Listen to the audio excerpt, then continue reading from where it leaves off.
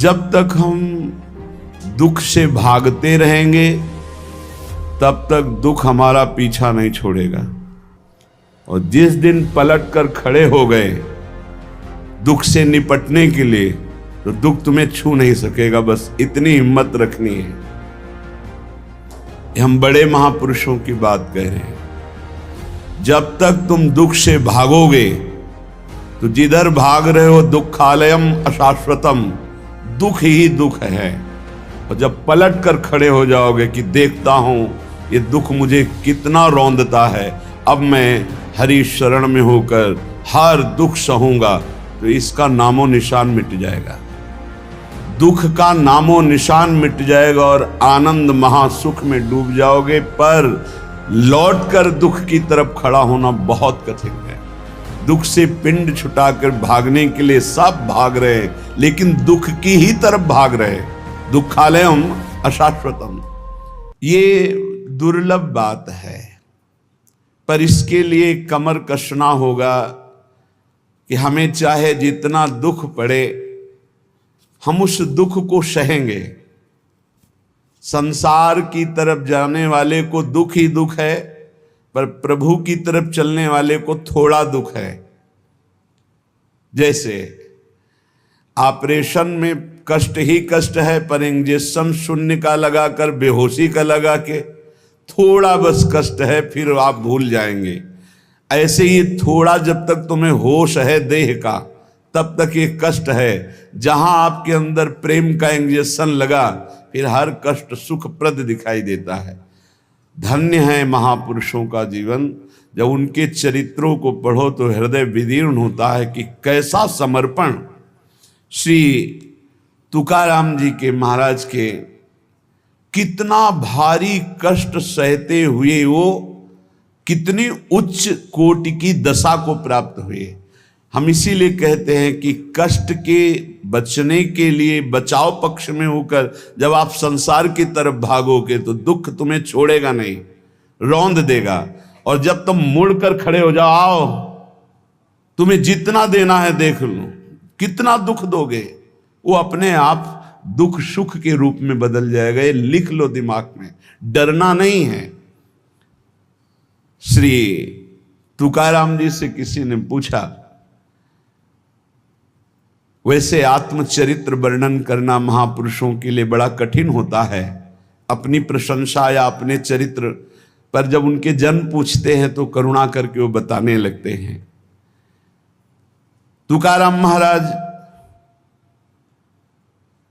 जब हरि कीर्तन में अद्भुत अवस्था को प्राप्त होते तो ये देखकर भक्त जनों के हृदय में कि महाराज आपको ऐसी अवस्था कैसे प्राप्त हुई, तो सुनो हमारे ऊपर पांडुरंगा की कृपा हुई।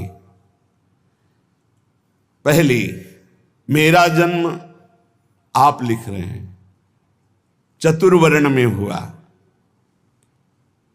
मुझे व्यवसाय मिला व्यापार का, लेकिन पांडुरंगा जब अपने में लगाना चाहता है तो व्यापार सफल कैसे हो सकता है। असफल हो गया व्यापार, सारी संपत्ति हमारी जाती रही, घाटा ही घाटा व्यापार में। हमारे कुल से विट्ठल भगवान की उपासना होती रही। कुल में परंपरा चली आ रही थी कि हमारे कुलदेव पांडुरंगा विट्ठल भगवान। ध्यान से सुनना, चतुर्वर्ण में हमारा जन्म हुआ, व्यापार किया गया, व्यापार में घाटा ही घाटा। ऐसी परिस्थिति आई, माता पिता का स्वर्गवास हो गया, बहुत दुख मिला। ना खाने को, ना व्यापार चला, माता पिता ऊपर से पधार गए, अकाल पड़ गया। जो घर में बचा हुआ अन्न था कुछ दिनों में खत्म हो गया, बाहर से आने का कोई गुंजाइश ही नहीं रह गई, सब स्वाहा। जो हम पिता माता की बनाई हुई प्रतिष्ठा थी वो भी धूल धूसरित हो गई। यहां तक कि मेरे परिवार को अन्न के लिए तड़प तड़प कर प्राण त्यागना पड़ा। खुद आपने लिखा, हर तरह से चारों तरफ मुझे अंधेरा ही अंधेरा, कष्ट ही कष्ट। आपको स्थिति कैसे प्राप्त हुई आप वर्णन। मुझे अपने ऊपर लज्जा आने लगी कि ना पत्नी को अन्न दे सका, ना परिवार को पाल सका। क्या जीवन मेरा, बड़ा हृदय में दाह हुआ, सब कुछ नष्ट भ्रष्ट हो गया। ये जिस पर मैं कृपा करता हूं ये लीला। ऐसी हालत में अब कुछ नहीं बचा, तो विट्ठल भगवान का मंदिर जो टूटा हुआ पड़ा था उसमें जो सेवा हो रही थी उसमें लग गया जाकर के, जीर्णोद्धार। उसमें रात दिन खूब शरीर को मेहनत करके परिश्रम करके सेवा करता और कुछ वहां से नहीं लेता, बस सेवा ही सेवा, खाने को भी नहीं। मन में उमंग आई, पहली बार की एकादशी व्रत रहूंगा। प्रारंभ की बात बता रहे हैं जहां से स्थिति भगवदाकार बनती है। देखो, जिस पर विशुद्ध कृपा होती है ये प्रतिकूलताएं शुरू हो जाती हैं। कोई भी भक्ति मार्ग का उपासक घबराए नहीं, हिम्मत रखे। ये प्रतिकूलताएं अनंत जन्मों की बिगड़ी को सुधारने के लिए हैं, क्योंकि एक ही रास्ता बचता है प्रभु का। प्रतिकूलता न मिले तो चढ़ाई नहीं चढ़ सकते अध्यात्म की। मन में आया कि बाद से एकादशी रहा करूंगा। अब एकादशी तो है ही, क्योंकि कुछ घर में है ही नहीं, तो पर एकादशी व्रत रहने का। भजन में मन नहीं रमता था क्योंकि अभ्यास ही नहीं था। देख लीजिए, इतने बड़े महापुरुष जो सदेह विमान में बैठकर भगवत धाम गए। आप लोग चिंता मत करें, आप लोग जो कहते हैं मेरा मन भजन में नहीं लगता, तो कुछ तो लगता है। श्री तुकाराम जी लिख रहे हैं, आरंभ में बिल्कुल मेरा भजन में मन नहीं लगता था, पर संतों के चरित्र पढ़ने में मन लगता। संतों के चरित्र पढ़ता और उनके वचनों को बार बार याद करता कि उन्होंने क्या कहा है। उनके वचनों से मुझे बोध होने लगा। संत वचनों पर विश्वास, संत वचनों का महत्व और उनके वचनों का बार बार मनन बहुत सुंदर साधन है। बिल्कुल उत्तम अवस्था प्राप्त करने के लिए ऐसे ही साधक को कर। संत चरित्र, भक्त चरित्र पढ़ने में बड़ा मन लगता है। उनके वचनों पर बड़ी निष्ठा, बड़ा भाव, उन्हीं के वचनों का बार बार मनन। अब मन लगने लगा कि जहां हरि कीर्तन होता है वहां पीछे जाके खड़े हो जाए। महाराष्ट्र में प्रायः खड़े होकर कीर्तन करने की प्रथा है। आगे महापुरुष गा रहे हैं, पीछे सब मंजीरा लिए हुए, मृदंग लिए हुए खड़े गान करते हैं। तो मैं भी कीर्तनकारों के पीछे खड़ा हो जाता और जैसे वो कीर्तन का भाव प्रकट करते वैसे ही कीर्तन गाने की चेष्टा करता। भक्तों के चरित्र पढ़ना, संतों की बातें मनन करना और कीर्तन में उपस्थित होने से मेरा मन शुद्ध होने लगा। अब तो कीर्तन में मेरा मन बहुत लगने लगा। कीर्तन भजन करने वालों को जहां देखता तो साष्टांग दंडवत हो जाता और गिरकर उनके चरणों में प्रार्थना करता कि थोड़ा चरणामृत उतार लेने दो। तो वो मुझे चरणामृत उतारने का अवसर देते और जब मैं चरणामृत पीता तो मुझे अपार आनंद आने लगा। अब तो मेरी लज्जा चली गई। जहां संत को देखता, भक्त को देखता, कीर्तनकार को देखता, चरणों में लौट जाता और उनसे प्रार्थना करता कि आप हमको चरणामृत दे दें। वो हमारी दैन्यता देखकर चरणामृत दे देते। अब हमारे मन में आया कि शरीर को भारी कष्ट देकर भजन करो। ये निष्ठा, ये निष्ठा। शरीर आराम सुख की व्यवस्था चाहने वाला भजन में रुचि नहीं प्रकट कर पाता। ये ध्यान रखना। चाहे जितना शरीर में कष्ट हो, पर जैसे एक गरीब आदमी धन कमाने के लिए प्रयासरत रहता है, ऐसे भजनानंदी भजन के लिए प्रयासरत रहता है। रात्रि विषयी पुरुषों के लिए सोने के लिए अच्छी लगती है, भजनानंदियों के लिए रात्रि भजन के लिए होती है। थोड़ा विश्राम किया, जग के बैठ गए। बैठने की सामर्थ्य नहीं, फिर करवट ली हुई, लेटी हुई, आंख खोले हुए मंत्राकार वृत्ति। समय हुआ शौच स्नान, अपनी दिनचर्या। नींद नींद कहां?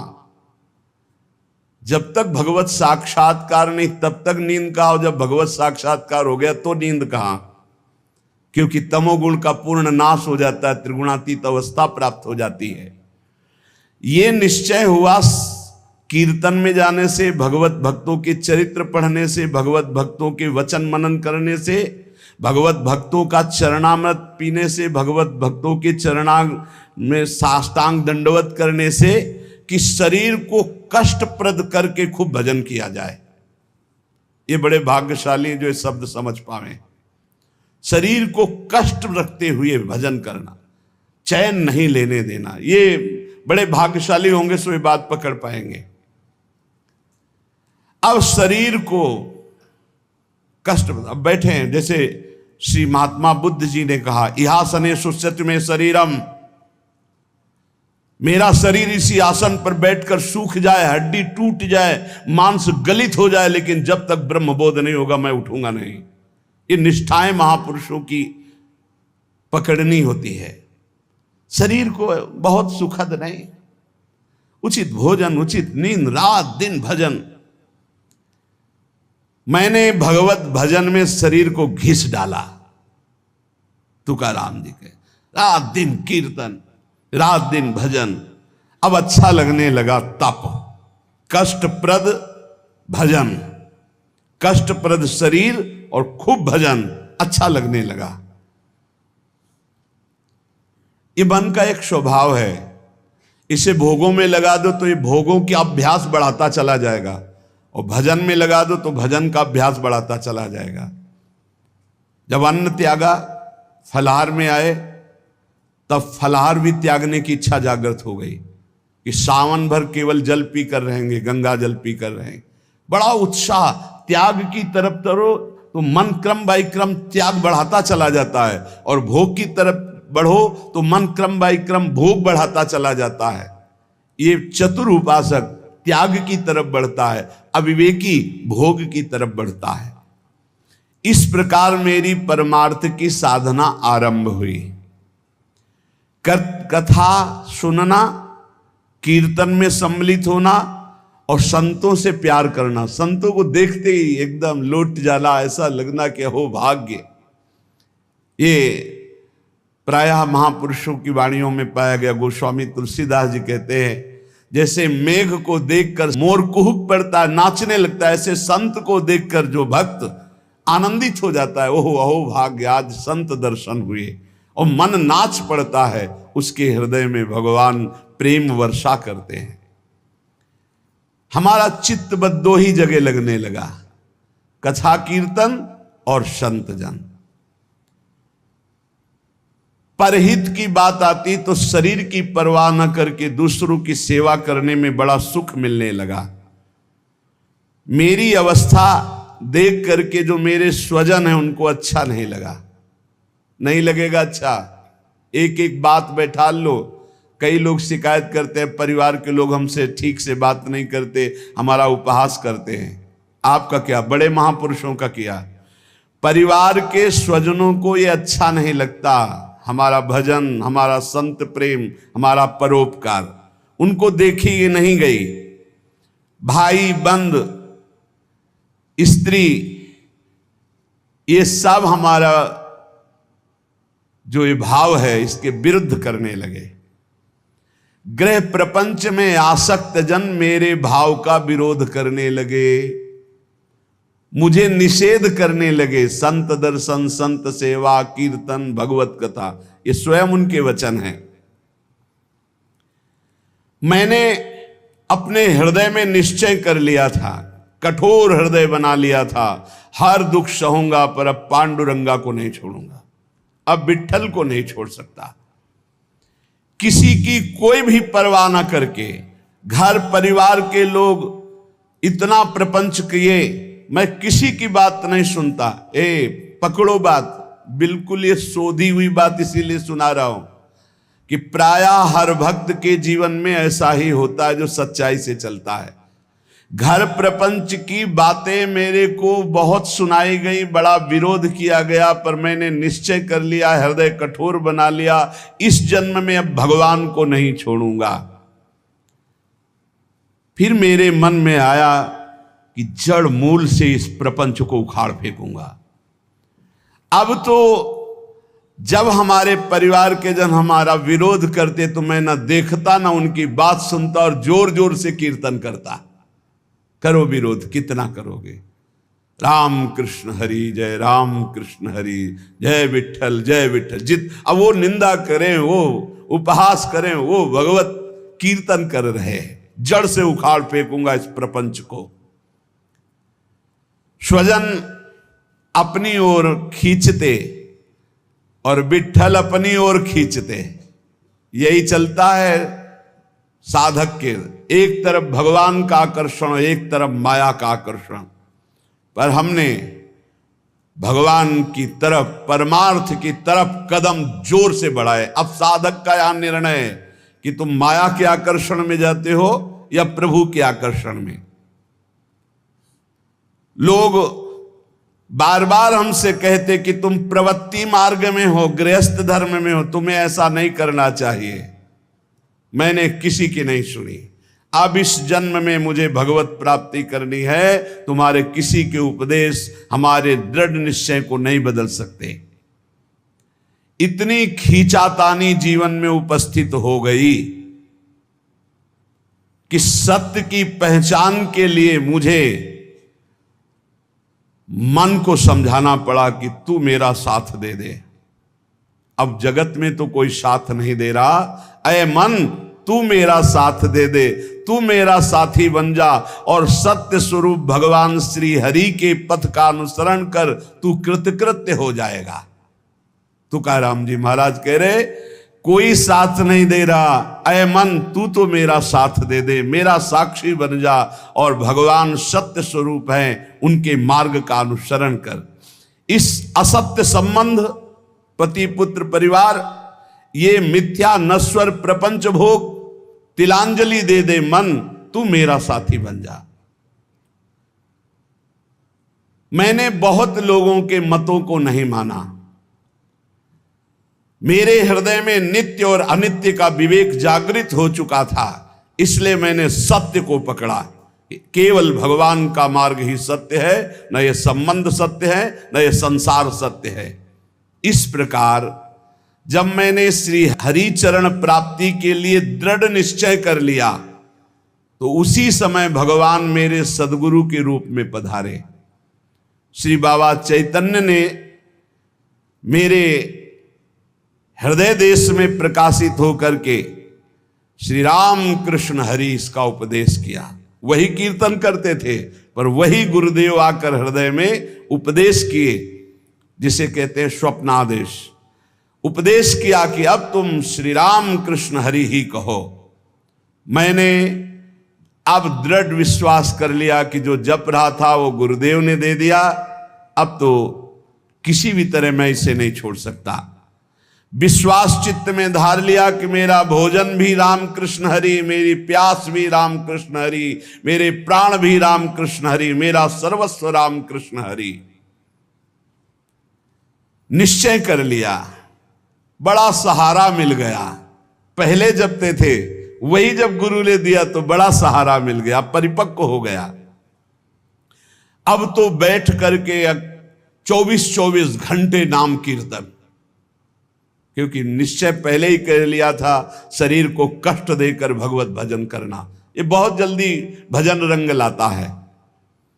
जब चित्त लवलीन होने लगा तो मेरे हृदय में कविता की स्फूर्ति होने लगी। श्री हरि के लीला गुण प्रकाशित होने लगे, उनको कविता रूप में लिखने की स्फूर्ति हुई। श्री हरि का कीर्तन और श्री हरि प्रदत्त अभंग वाणी प्रकट हुई मेरे हृदय में। मैंने देखा कि मेरी बुद्धि में ये ताकत नहीं थी, ये मेरी बुद्धि में श्री हरि कीर्तन से प्रकाश हुआ, हरि लीलाओं का। ये भगवत प्रसाद से मेरे अंदर आया। ये भगवान की ही प्रेरणा से अभंग निकलते थे।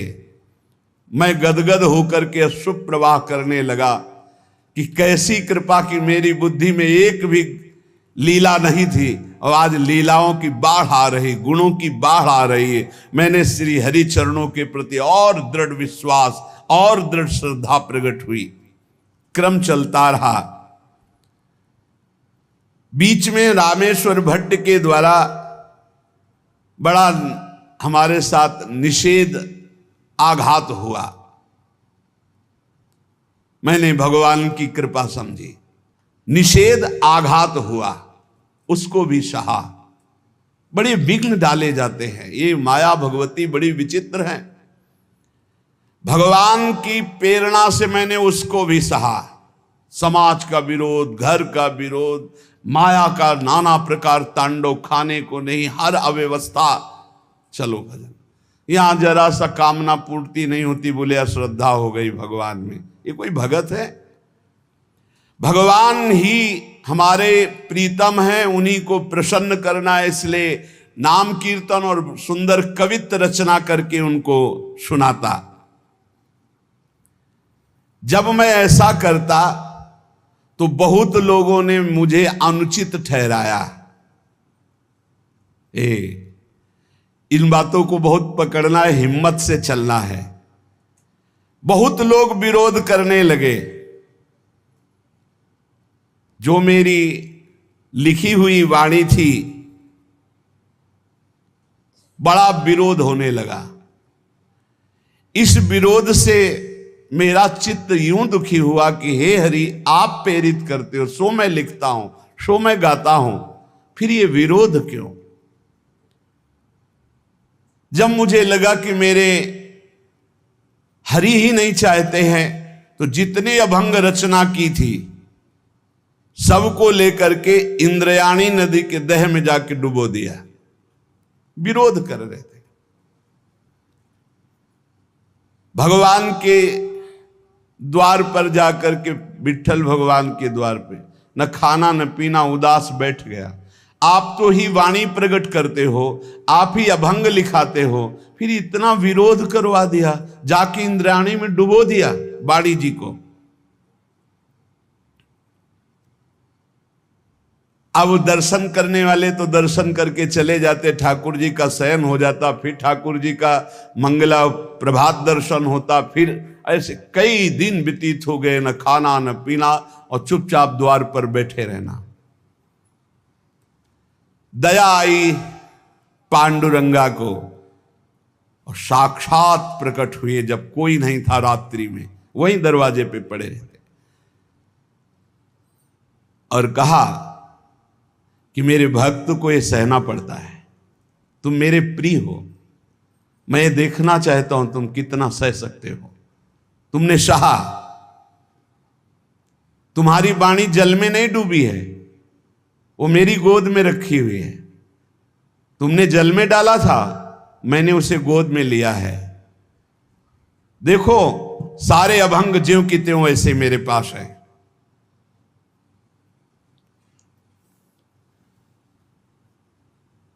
अभंग ज्यों के त्यों, जैसे श्री भगवत ऋषि जी की वाणी यमुना जी में, तो यमुना जी ज्यों का त्यों, एक अक्षर भी गीला नहीं हुआ था, ज्यों का त्यों ले। ऐसे भगवान ने कहा जो तुमने इंद्राणी में डुबो दिया ना अपनी वाणी, कि सब विरोध करते, मैंने अपनी गोद में लिया है। ये रहस्य रघुनाथ कर बेग न जाने कोई, सहना पड़ेगा इतने बड़े महापुरुष को भी। कितने कष्टों से ही भरा जीवन।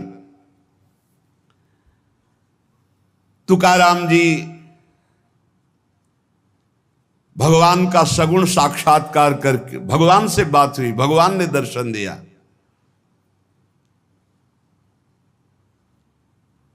उन्होंने जो अपने जीवन में कष्ट सहा, उस कष्ट से भगवान के प्रति उनकी ममता घटी नहीं, उनकी ममता बढ़ी। भक्त वही है कि जितना उन कष्ट मिले, जितनी विपरीतता आवे, उतना भगवान के प्रति प्रियता बढ़नी चाहिए। ये जगत का जो नाटक का स्वांग रचा है उस परमात्मा ने रचा है। तुम भी उसी स्वांग के एक हिस्से हो, बस स्वांग मात्र करो, सच्चाई से नहीं। तुम न किसी के सच्चे पति हो, न किसी के पुत्र हो, न किसी के पिता हो, न किसी की पत्नी हो। तुम भगवत स्वरूप हो, स्वांग मिला है, स्वांग करो। सच्चाई है कि मैं ईश्वर के नाम रूप लीला धाम में निरंतर चित्त को जोड़े। ये सच्चा नहीं है, झूठा है। ना तुम कुछ दिन के जो बने हुए पति हो, ना शाश्वत पति नहीं हो। तुम पहले नहीं थे, बाद में भी नहीं रहोगे, बीच में कुछ दिन के हो, लेकिन शाश्वत है सच्चिदानंद प्रभु। श्री तुकाराम जी कह रहे, नटनाट्य अवधे संपादिले सोंग। ये स्वांग है, ये नट का नाट्य है, बिल्कुल नाटक जैसा करो। सत्य है भगवत नाम, भगवत रूप, भगवत लीला। क्या कोई अंगारों की सेज पर सुख की नींद सो सकता है? तो उत्तर आएगा नहीं। तो क्या खटमल की चारपाई पर सुख की नींद सो सकता है? तो बोले नहीं। तो बोले ऐसे ही भोग वासना, नाना प्रकार की गंदी वासना, ये क्या तुम्हें सुख चैन से सोने देंगी? अनंत जन्मों से जलते हुए चले आ रहे हो, आगे भी जलना पड़ेगा। नहीं, आगे बढ़ो, संसार के मार्ग में नहीं, भगवत मार्ग में, तभी सुख से विश्राम कर। गोस्वामी तुलसीदास जी कह रहे हैं, जाकी कृपा लवलेस ते मति मंद तुलसी दास हूं, पायो परम विश्राम, राम समान प्रभु नाही कहूं। पायो परम विश्राम, आप चैन की नींद।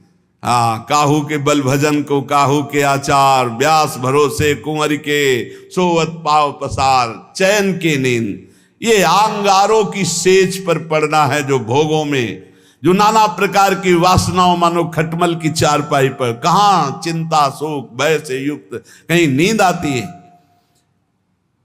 जब तक देह भाव है प्यारे कि मैं स्त्री हूं, मैं पुरुष हूं, तब तक बंधन को प्राप्त हो।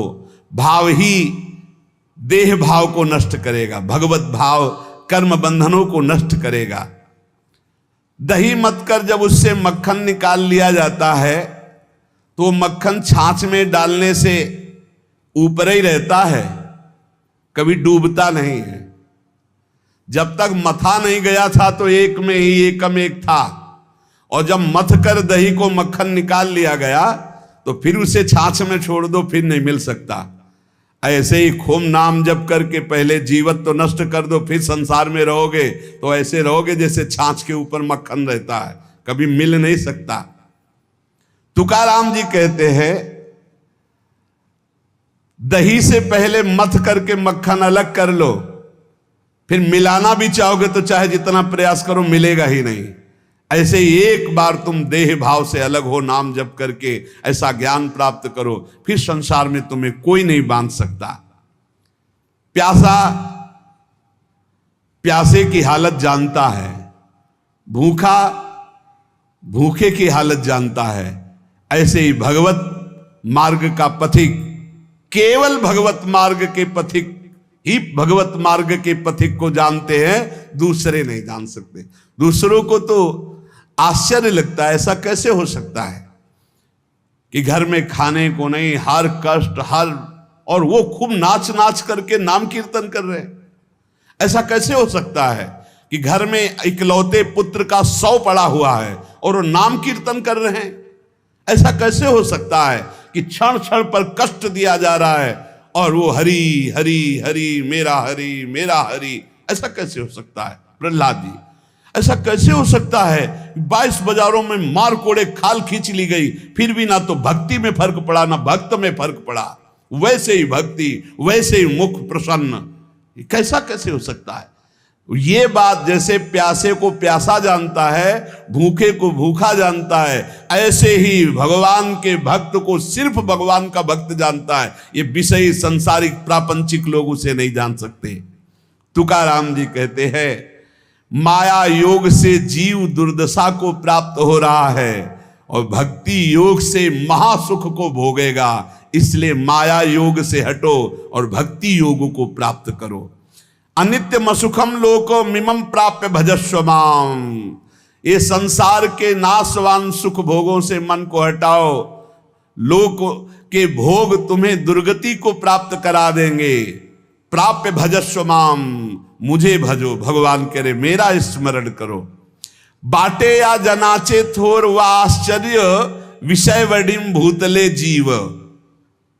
तुकाराम जी कह रहे हैं कि जीव भोगों में फंसकर समय को नष्ट कर रहा है। वो समझ रहा है बड़ा अच्छा समय व्यतीत हो रहा है, लेकिन आगे भयानक दुख आने वाला है, फिर मृत्यु होगी, फिर अन्य योनियों में जाओगे। इसलिए भजन कर लो। पैसा के बल से, भोगों के बल से, पद के बल से तुम काल से नहीं बच सकते। उन्मत्त मत हो, भजन कर लो। तुकाराम जी कह रहे बड़ी दया आ रही ऐसे जीवों पर जो भोगों के बल से, धन के बल से अपने जीवन को नष्ट कर रहे हैं कि समय बढ़िया जा रहा है बड़ी मौज मस्ती से, लेकिन वो आगामी दुख को नहीं देख पा रहे हैं। अरे ये मुझे ना भजे ऐसा कौन सा बल है इनको मिल गया कि निश्चिंत होकर भोगों में पड़े हुए हैं। भगवान को भी दया आती है कि ये जीव कैसा भूला हुआ है, इनमें कौन सा ऐसा दम है जो अंत काल में तुम्हें काल से बचा सकता है। रुपया में, पत्नी में, पुत्र में, पति में, परिवार में, धन में, किसमें ऐसा बल है जो तुम्हें मृत्यु से बचा सके। जब मृत्यु से नहीं बचोगे तो फिर अगला जन्म होगा, फिर उस योनि में नया। ये कब तक चलता रहेगा? क्या यमदूतों से तुम्हें ये रुपया पैसा बचा लेगा? क्या यमदूतों के दंड से तुम्हें ये नाना प्रकार के शरीर संबंधी लोग बचा लेंगे? नहीं। तो विद्या बचा लेगी, वयस बचा लेगी, प्राणियों का रिश्ता नाता तुम्हें बचा लेगा। अरे अब होश में हो जाओ। संसार काल का कलेवा है, इसमें कोई नहीं बचेगा, सब मरेंगे। इसलिए नाम जप कर ले, अपने को बचा ले। बचाना क्या है? देह भाव से हट गए, बच गए। भजन के बल से देह भाव से हट गए तो मृत्यु का प्रवाह देह में होगा, आपके ऊपर नहीं। आप परम पद को प्राप्त हो जाएंगे। जीव तू मृत्यु को मत भूल। मृत्यु को बड़ा चस्का लगा है लोगों के मारने का। वो किसी को नहीं बख्शती, सबको मारती चली जाती, रौंदती चली जाती है।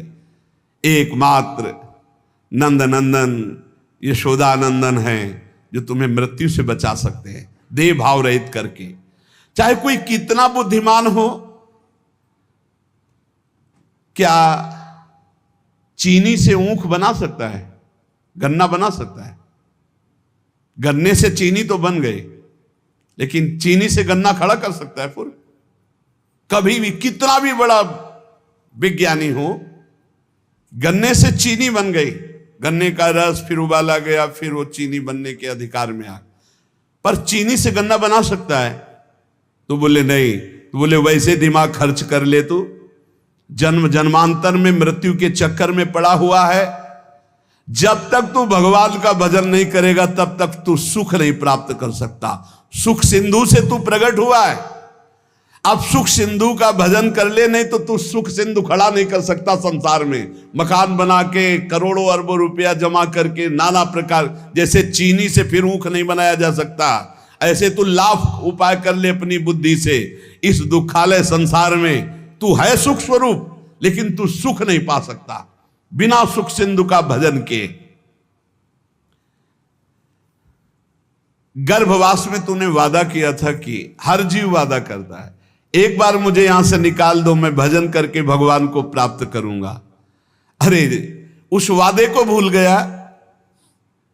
भगवान शेषनाग भी अपनी 2000 जिह्वा से जिनका नाम गुणगान करते हैं, वेद भी जिनका नेति ने, उनसे वादा किया था तूने कि एक बार गर्भ से बाहर कर दो, मैं तुम्हारा भजन करूंगा। बौरा गया, इस माया में आके फिर बौरा गया। अपनी जिह्वा से व्यर्थ की बातें करके, दिमाग से नाना प्रकार के प्रपंच का चिंतन करके फिर फंस गया चक्कर में, वो वादा भूल करके। इसलिए श्री तुकाराम जी कहते, जीवात्मा तू ही अपना तारक है और तू ही अपना मारक है। यदि तूने वादा निभाया और भजन किया तो अपने को तार लेगा, और यदि वादा भूलकर फिर प्रपंच के चिंतन में लगा तो अपने को मार देगा। तू अपना उद्धारक बन रे जीव, तू मुक्त है, मुक्त हो जा। सोच, ये संसार तेरे को कभी सुख नहीं दे पाया, तो अब क्या तुझे सुख देगा। इसलिए जैसे भोजन पाने से तृप्ति होती है एक एक कवल से, ऐसे एक एक नाम से संसार से वैराग्य, स्वरूप का बोध और भगवान से प्रेम होता है। इसलिए निरंतर नाम जप करो, जो हमारे जीवन का परम लाभ है। नाम, हर समय नाम जप करते रहो। जहां संत जन मिले दौड़ कर जाओ, चरण वंदना करो, उनके वचन सुनो। भगवत चर्चा सुनने से नाम जप में बड़ा उत्साह होता है। भजन न होई संग बिन, भजन बिना नहीं प्रेम, और भजन के बिना भगवत प्रेम नहीं हो। प्रेम के बिना इस संसार से मुक्ति नहीं, क्योंकि जब भगवत प्रेम होता है तो शरीर राग नष्ट हो जाता है। नहीं, ये बड़ा कष्टमय शरीर है। अभी भगवान कृपालु हैं, आपको कष्ट का समय नहीं आया इसलिए आप नहीं समझ पा रहे हैं। नहीं, बड़ा कष्ट करना ही है, जी नहीं सकते। बड़ी मतलब आप समझो, अगर स्थिति ना हो तो प्रतिपल कष्ट का समय है, प्रतिपल कष्ट का समय। अगर भगवान का चिंतन न हो तो क्या चिंतन है, क्या कष्ट का चिंतन है। हर समय कष्ट, तो ये क्या हमारे ऊपर ही है क्या? सब जीव को भोगना पड़ेगा। आपकी लंबी यात्रा है, हजारों जन्म बार बार ले लेकर भोगना, इसलिए ऐसे भोगों में फंस करके तुम्हें भुलावे में माया डाल रही। इसलिए हमारी प्रार्थना है, इसी जन्म में भजन करके जो कष्ट मिले सह करके मुक्त हो जाओ। बस यही जीवन का परम लाभ है। निरंतर नाम जप ही सब शास्त्रों का, सब भक्तों का है।